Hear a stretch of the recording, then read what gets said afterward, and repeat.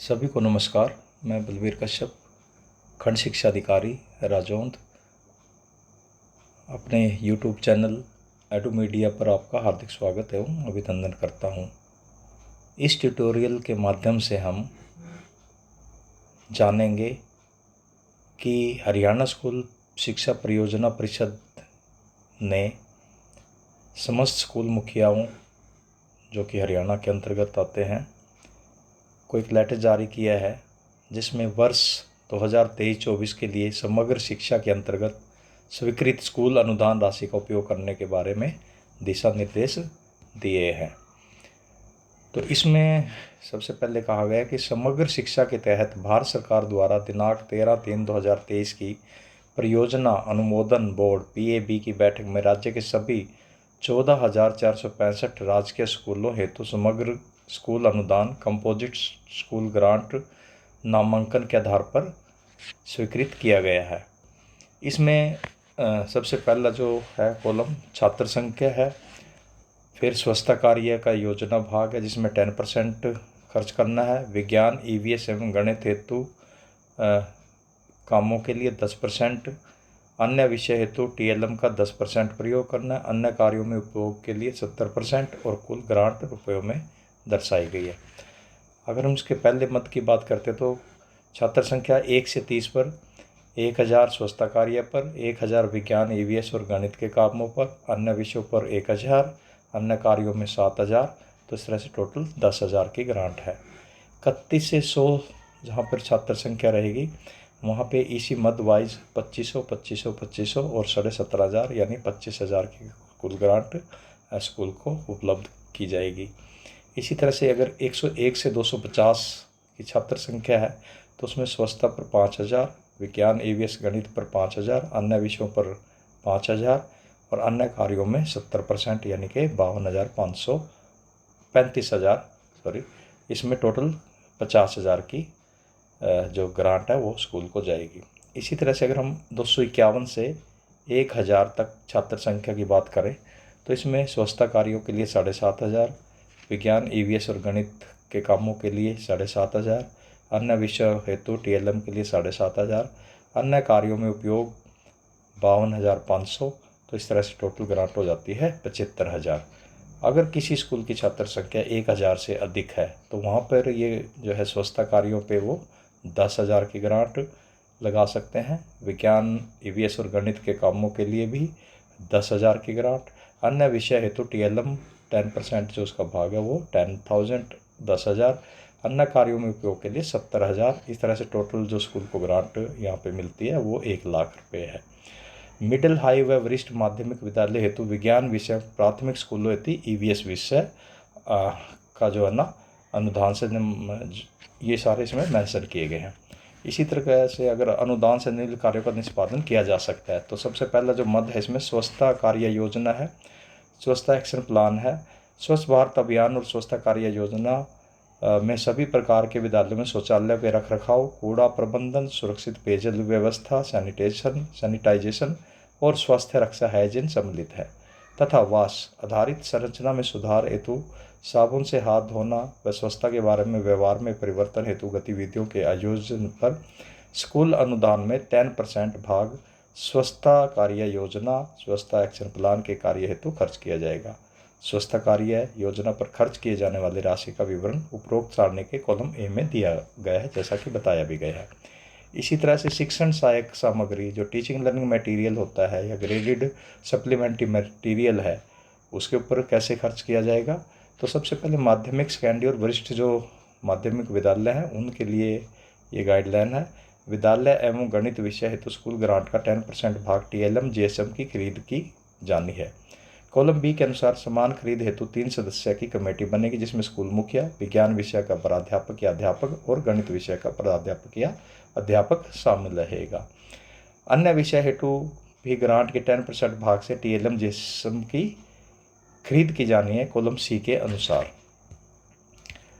अब बात करते हैं समान खरीद हेतु, इसमें भी 3 सदस्य की कमेटी बनेगी जिसमें स्कूल मुखिया, सोशल साइंस PGT या TGT हो सकता है या कोई भी अन्य विषय का एक PGT या TGT अध्यापक भी इसमें शामिल हो सकता है।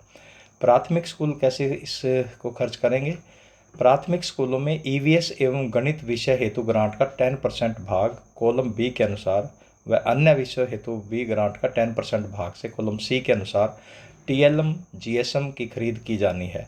कुल 20% भाग से टीएलएम जीएसएम खरीदा जाना है। ईवीएस एवं गणित विषय हेतु तथा अन्य विषयों हेतु टीएलएम जीएसएम की खरीद हेतु 3 सदस्यों की कमेटियां गठित की जाएगी, जिसमें कमेटी में स्कूल मुखिया व 2 अन्य वरिष्ठ अध्यापक इसमें सदस्य शामिल रहेंगे। सभी प्रकार के स्कूलों में टीएलएम जीएसएम हेतु नॉन कंज्यूमेबल प्रकार का सामान खरीदा जाए तथा सभी सामान स्टॉक रजिस्टर में दर्ज किया जाए।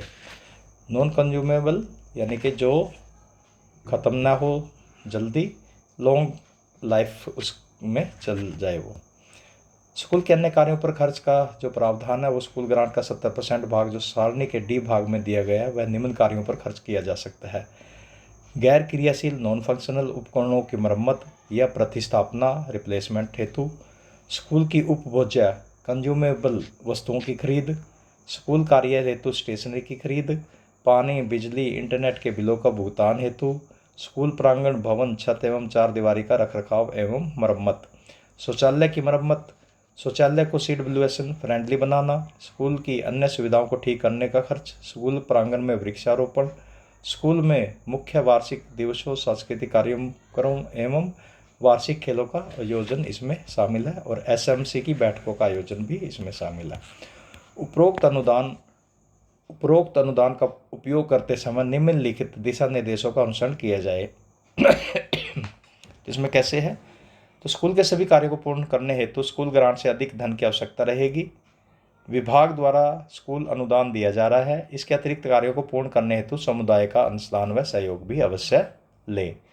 सभी स्कूल ग्रांट का उपयोग सितंबर मास तक 75% व दिसंबर मास तक पूर्ण ग्रांट खर्च कर लें। यदि स्कूल को आवश्यकता है तो संपूर्ण स्कूल ग्रांट किसी भी मास दिसंबर से पहले में कर सकता है। टीएलएम जीएसएम की खरीद शैक्षणिक सत्र के शुरुआत में ही कर ली जाए।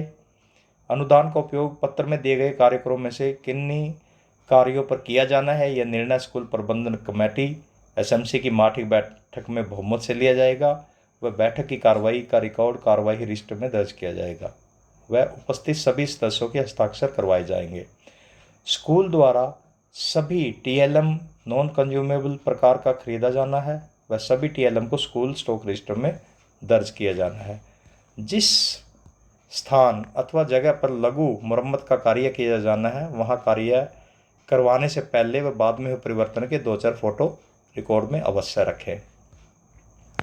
यदि लघु मरम्मत के कार्य में कनिष्ठ अभियंता जेई की सलाह की आवश्यकता है तो सलाह अवश्य ली जाए। स्कूल प्रबंधन समिति की अगली बैठक में अनुदान के उपयोग व उपयोग करने के फैसले की समीक्षा के लिए एक एजेंडा होना चाहिए। अनुदान के लिए यदि ज़रूरत की वस्तुएं उनके दर अनुबंध रेट कॉन्ट्रैक्ट सूची में नहीं है तो उन्हें नियमानुसार कोटेशन आमंत्रित करके खरीदी जाएगी। स्कूल प्रबंधन समिति को इस बात की तरफ विशेष ध्यान देना होगा कि शौचालयों की साफ सफाई, रखरखाव व सुरक्षित पेयजल सुविधा को प्राथमिकता दी जाएगी। यदि स्कूल में CWSN बच्चों के उपयोग हेतु शौचालय नहीं है तो स्कूल ग्रांट से शौचालयों को CWSN फ्रेंडली भी बनाया जाना चाहिए। अनुदान के लिए खरीदी जाने वाली सभी वस्तुओं की प्रविष्टि स्पष्ट रूप से समग्र शिक्षा कैश बुक व स्टॉक रजिस्टर में दर्ज की जाएगी एवं इन खरीदी गई वस्तुओं के लिए अलग से वॉचर भी बनाना होगा।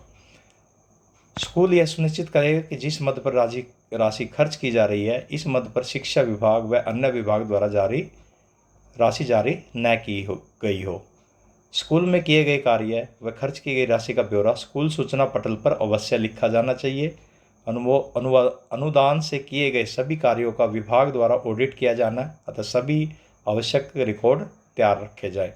तो डॉक्टर बालकिशन यादव जी जो सलाहकार हैं योजना के, जो राज्य परियोजना निदेशक के माध्यम से ये सभी जिला अतिरिक्त जिला उपायुक्त अध्यक्ष जो होते हैं समग्र शिक्षा हरियाणा के, इसमें जिला शिक्षा अधिकारी महोदय, जिला मौलिक शिक्षा अधिकारी महोदय, जिला परियोजना संयोजक महोदय, समस्त खंड शिक्षा अधिकारी में खंड मौलिक शिक्षा अधिकारी, नियंत्रक वित्त लेखाधिकारी, राज्य परियोजना निदेशक हरियाणा स्कूल शिक्षा परियोजना पंचकुला और सहायक प्रबंधक राज्य परियोजना निदेशक को ये सभी सूचनार्थ भेजा गया।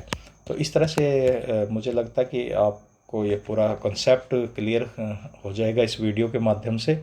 और ये सूचना सिर्फ एक ज्ञानवर्धन के लिए है, और इसका उद्देश्य ये है कि आप तक सभी तक ये बातें पहुंच जाएं, A to Z, यानी कि टीचर्स तक भी। और इसको तो बच्चे भी अच्छी तरह से समझें इन चीज़ों को, तो कि कहाँ पे काम क्या होना है। एसएमसी के लिए भी ये प्रेरणा दायक बातें हैं कि वो भी इसमें शामिल हों इन कामों को करवाने में लिए। जो स्कूल की डेवलपमेंट होती है वो उसमें मुख्य जो रोल होता है वो स्कूल मुखिया टीचर्स का होता है, एसएमसीज का होता है, कम्युनिटी का होता है। जो पार्टिसिपेशन कम्युनिटी के माध्यम से भी हम कई बार की ग्रांट वो हमें सहारा देते हैं उन चीज़ों में, तो उनका भी मैक्सिमम इसमें योगदान रहता है। तो इस तरह से अगर हम अपने इन ग्रांटों को अच्छे से यूज़ में लाएंगे तो हमारे स्कूलों की जो दिशा है वो बिल्कुल ही एकदम से बदल जाएगी।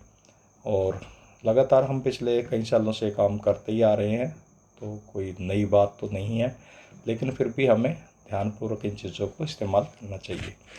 आपका बहुत बहुत धन्यवाद इस वीडियो को देखने के लिए, लाइक और शेयर और सब्सक्राइब करने के लिए। Thank you very much.